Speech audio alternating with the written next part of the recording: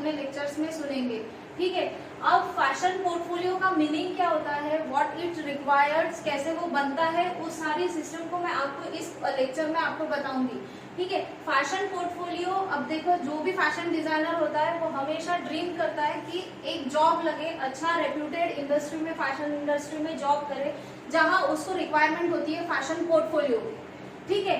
अब fashion portfolio में वो अपनी स्किल्स दिखा सकता है, अपने स्ट्रेंथ, अपनी क्रिएटिविटी, सब प्लस पॉइंट्स उसके ये फैशन पोर्टफोलियो में रहते हैं। Through illustrations, through drafting, through inspiration, through mood board, ठीक है। कुछ रिक्वायरमेंट्स होती है, जो बेसिक रिक्वायरमेंट्स होती है, एक की स्टेप होता है फैशन डिजाइनर के लिए कि वो अपना एक प्रोफेशनल पोर्टफोलियो डेवलप करे। सबसे पहले उसकी रिक्वायरमेंट्स जो आती है वो होती है थीम्स। थीम्स हमेशा प्रोवाइड पहले की जाती है क्योंकि ये सबसे पहला स्टेप है जहां से आप इंस्पिरेशन बोर्ड बनाओगे, ठीक है। अब इंस्पिरेशन मतलब क्या, इंस्पिरेशन ये आपके लिए बहुत बहुत एंड बहुत इंपॉर्टेंट चीज है, इंस्पिरेशन लेना, ठीक है। ये बेसिक प्रोसेस है design process. First step of design process is inspiration. अब इंस्पिरेशन में आप सबसे पहले खुद को ये सवाल पूछोगे कि किस चीज से मैं इंस्पायर्ड होके अपनी स्किल्स, अपनी क्रिएटिविटी या अपनी स्ट्रेंथ शो कर सकता हूँ, ठीक है, जो बाकी लोगों से हटके दिखे। फॉर एग्जाम्पल, अगर मैंने इंस्पिरेशन में एज ए फ्लावर लिया तो इंस्पिरेशन बोर्ड किस चीज से बनेगा, डिफरेंट काइंड्स ऑफ फ्लावर, जिसमें आपके पिक्स लगेंगे। अब पिक्स कहाँ से कलेक्ट करोगे फॉर कोलाज, कोलाज के लिए हम जब कोलाज बनाते हैं तो हमारी पिक्स जो हम सोर्सेस लेते हैं, वेब के थ्रू जो सोर्सेस लेते हैं, सबसे पहले आप गूगल में टाइप्स ऑफ फ्लावर लोगे, ठीक है। जितने भी फ्लावर्स है वो सारे चीजों को कलेक्ट करके एक बोर्ड पे लगाओगे एज ए कोलाज, पिक्चर्स, ठीक है, उसे स्टिक करोगे रैंडमली, दैट इज कोलाज। अब आपने इंस्पिरेशन में आपने फ्लावर डाला है जहां पे वो शो कर रहा है व्यूअर को कि आप इंस्पायर्ड हुए हो from something to make your design, to create your designs, ठीक है। तो इंस्पिरेशन के बाद जो second basic process for designing होता है वो मूड बोर्ड। अब आपने फ्लावर से इंस्पिरेशन ले लिया, ठीक है, वो बोर्ड शो करेगा only flowers, but mood board में क्या होगा, अपकमिंग ट्रेंड्स जो रहेंगे, अपकमिंग टेक्सचर्स जो रहेंगे, अपकमिंग फैब्रिक्स जो रहेंगे, या जो गारमेंट्स आप बनाना चाहते हो, जो थॉट प्रोसेस में है आपकी, जैसे मुझे गाउन्स बनाने हैं विथ फ्लेयरी, जो फ्लावर्स के थ्रू हम क्रिएट कर सकते हैं, बल्कि फ्लावर्स, फ्लेयर्स, सो मच क्या बोलते हैं उसे, एक flary portion to add tails to garment, वो सारे गारमेंट का पिक्चर कोलाज बनाओगे। यहाँ पे भी कोलाज बनेगा, लेकिन उस कोलाज में आपके अपकमिंग ट्रेंड्स जो रहेंगे, पैटर्न्स जो रहेंगे, गारमेंट के सिल्हुएट्स जो रहेंगे, जिससे आप इंस्पायर्ड हो रहे हो, जो बनाना चाहते हो, जिसे देख के आप उस चीज को, अपने डिजाइन को डेवलप करना चाहते हो। शेप्स रहेंगे कि कोई फ्लावर से आपने कोई शेप को इंस्पायर्ड किया है, कुछ अच्छा लगा है आपको, है ना। जो फैब्रिक्स आपको बहुत अच्छे लगते हैं, जो फ्लोई है, अगर मैं फ्लावर्स की बात करूं तो मैं फ्लोई फैब्रिक्स पे ही जाऊंगी। अपकमिंग ट्रेंड्स क्या है कलर के, वो बनाओगे, वो शो करोगे। ये सारी चीजें आपकी मूड बोर्ड में होगी। अब इंस्पिरेशन बोर्ड और मूड बोर्ड का डिफरेंस यही है कि इंस्पिरेशन में आपको वो चीज लेनी है जिससे आप इंस्पायर्ड हो रहे हो, ओके, बट मूड बोर्ड में आपको वो चीजें लेनी है जो आपके होल प्रोजेक्ट में मुझे दिखने वाली है। एक व्यूअर को बिल्कुल भी कंफ्यूजन नहीं होना चाहिए कि किस चीज को लेके आपने सारी डिजाइन्स बनाई है, वो सारी चीजें रहेगी आपकी मूड बोर्ड में, ठीक है। अब उसके लिए भी कोई कीवर्ड्स रहते हैं। मूड बोर्ड बनाने के बाद आप अगर एक व्यूअर को बताना चाहते हैं कि आप किन किन चीजों से एक्स्ट्राऑर्डिनरी हो रहे हो, अलग हो रहे हो किसी और से, तो वो सारी चीजें आती है आपकी concept writing. Concept writing is basically what, कि आपने थीम लिया, थीम के बाद आपने इंस्पायर्ड हुए, कोई ऐसी चीज से इंस्पायर्ड हुए जो शायद आपके लिए एक क्रिएटिव मोड में हो, उसके आपने कोलाजेस शो किए, उस कोलाज के बाद आपने मूड बोर्ड शो किया, जहां पे आपने फोरकास्टिंग ऑफ थीम्स, फोरकास्टिंग मतलब जो आने वाली चीजें हैं मार्केट में, उसकी स्टडी करके, R&D करके, रिसर्च एंड डेवलपमेंट करके ये चीज बनेगी आपकी मूड बोर्ड में। तो मूड बोर्ड किस हिसाब से आपने बनाया है, कौन सा ट्रेंड सेट किया है आपने खुद के लिए, वो सारी चीजें आप कंसेप्ट राइटिंग में लिखोगे, राइट। उसमें क्या होगा, कंसेप्ट राइटिंग में सबसे पहले आप लिखोगे अबाउट थीम।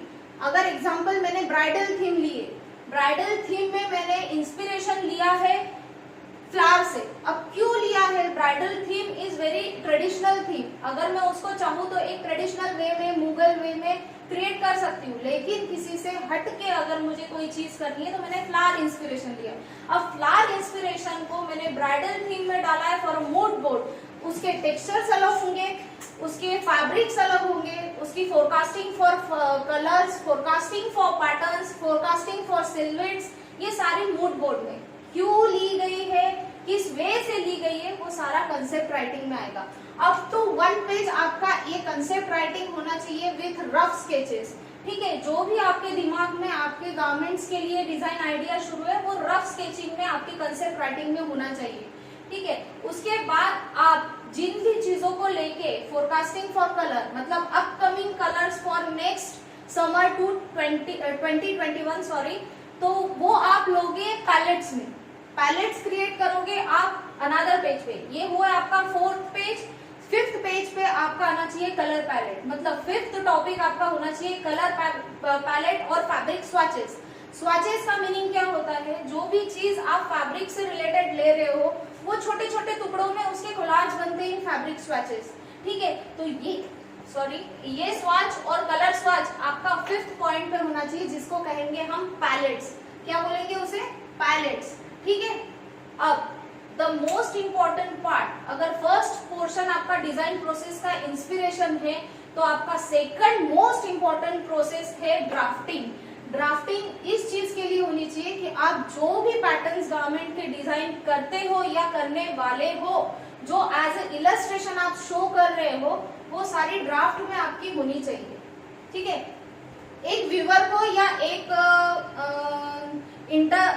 क्लाइंट को पता होना चाहिए उसके कट्स, उसका मेजरमेंट्स, उसके सिल्हूएट्स, उसकी नेकलाइंस, उसके स्लीव्स कैसे ड्राफ्ट किए जाएंगे, कैसे शो होंगे, वो सारी चीजें आपकी ड्राफ्टिंग में आएगी। जैसे ब्राइडल कलेक्शन में मैंने एक लहंगा ले लिया, मैं चोली का ड्राफ्ट बनाऊंगी थ्रू क्लाइंट मेजरमेंट, और अगर आप पोर्टफोलियो बना रहे हो तो एक बेसिक मेजरमेंट के साथ आपको ये ड्राफ्टिंग शो करनी है। कहाँ शो करोगे? अगर मेरा ये पेज आपका फॉर इलस्ट्रेशन है, for your sketches, for your details, तो लेफ्ट साइड वाला पेज आपका फॉर डिटेलिंग ऑफ ड्राफ्टिंग होगा। ठीक है, जहाँ पे आप ड्राफ्ट शो करोगे एक चोली का, एक लहंगे का, कैसे कट किया जाएगा, वो अम्ब्रेला कट के थ्रू होगा या बोर्ड कटिंग में होगा, ये सारी चीजें आपकी ड्राफ्टिंग एंड डिजाइन पैलेट्स में आती है। ठीक है, अब हर चीज को एक शो करने का तरीका होता है जिसको हम स्टाइलाइजेशन कहते हैं। ठीक है, इलस्ट्रेशन में स्टाइलाइजेशन ये बहुत इंपॉर्टेंट है। ये एक ऐसा फैक्टर है जहां पे आपकी डिजाइन्स को कैच करने के लिए एक क्लाइंट अगर कैच और अप्रोच कर रहा है आपकी डिजाइन को, तो थ्रू देयर बैकग्राउंड्स और एसेसरीज। कभी भी ब्लैंक स्केच बना के छोड़ना नहीं है, कभी भी इलस्ट्रेशन में उसके रिलेटेड बैकग्राउंड होना ही चाहिए। ठीक है, बैकग्राउंड्स होगा, एसेसरीज होंगी, हैंडबैग्स होगी, या जो भी आप उसका फोरकास्टिंग चीजें ले रहे हो अपकमिंग ट्रेंड्स में, वो सारी इसके बैकग्राउंड्स में आएगी। ठीक है, तो background and accessories are most important of that factor. Layouts कैसे होते हैं? अब लेआउट्स का मीनिंग बताती हूँ। मैंने अगर ब्राइडल कलेक्शन के लिए लहंगे के लिए 5 मीटर लिया है, या फुल गारमेंट एक ही फैब्रिक में बनना है, एक ही टेक्सचर में बनना है, तो मैंने चीजें लिए 5.5 से 6 मीटर का फैब्रिक लिया है। अब फैब्रिक को डिजाइनर का काम क्या होता है? कम से कम वेस्टेज में बहुत अच्छा आउटपुट देना क्लाइंट के लिए।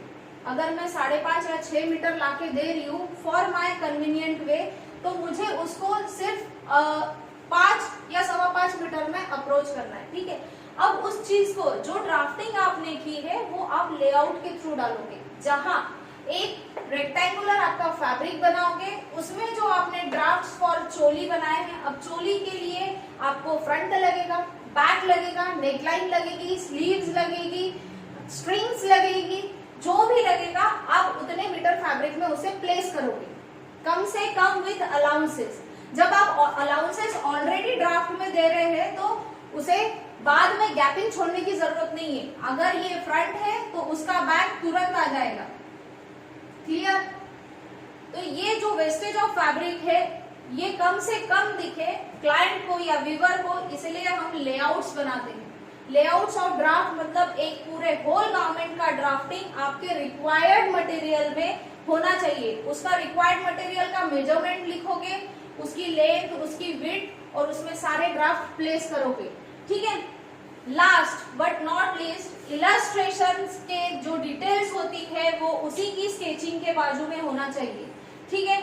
इलस्ट्रेशन में आप कोई चीज बना रहे हो, उसकी डिटेल दे रहे हो, प्रिंसेस लाइन हो, एम्पायर लाइन हो, या कोई डार्ट्स की हो, कुछ सिल्वेट्स हो, क्यूलेट्स हो, या उसकी कॉलिंग्स हो, ये सारी इलस्ट्रेशन डिटेल्स में आएगी, जिसमें आप अपनी क्रिएटिविटी बहुत शो करोगे। मोस्ट प्रोबेबली क्या होता है कि स्टूडेंट पिंटरेस्ट को बहुत फॉलो करते हैं, वो स्केच बनाया, सेम टू सेम स्केच बनाया, नहीं, आपको ये चीज बनानी है जो लोगों ने देखी नहीं है। ये पोर्टफोलियो पूरा बनता क्यों है? ताकि आपकी क्रिएटिविटी, आपका डिजाइन आइडिया, आपकी कंसेप्ट लोगों तक पहुंचे, जो लोगों से बहुत हटके हो।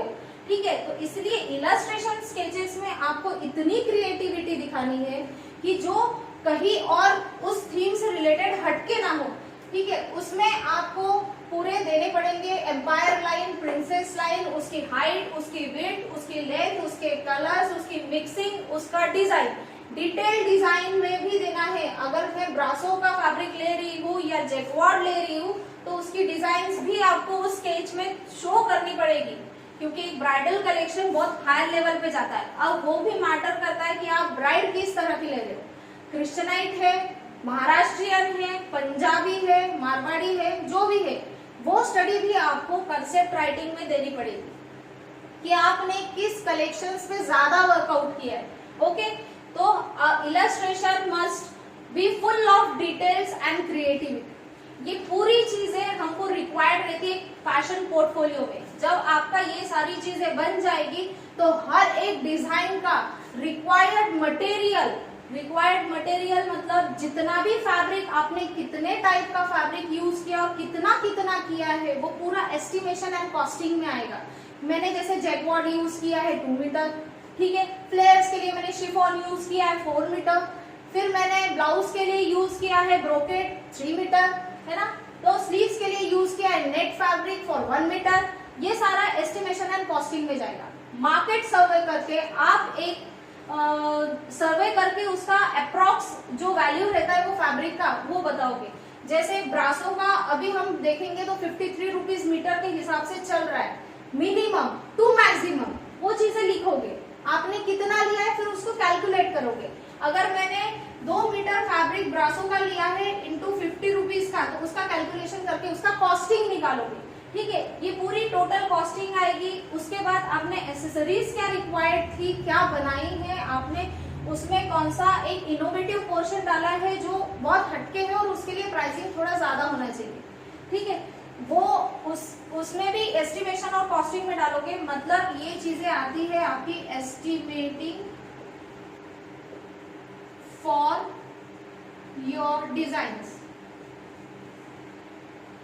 ये हर एक इलस्ट्रेशन के पेज के बाद आपकी नेक्स्ट पेज की डिटेल होगी estimating and costing for your complete design with accessories. ठीक है। क्लियर हुआ? सबसे पहले अभी मैं ये लेक्चर्स के बाद शायद आपने नोट्स पढ़े होंगे, तो उसमें मैंने हर बच्चे को थीम प्रोवाइड किया है। ठीक है।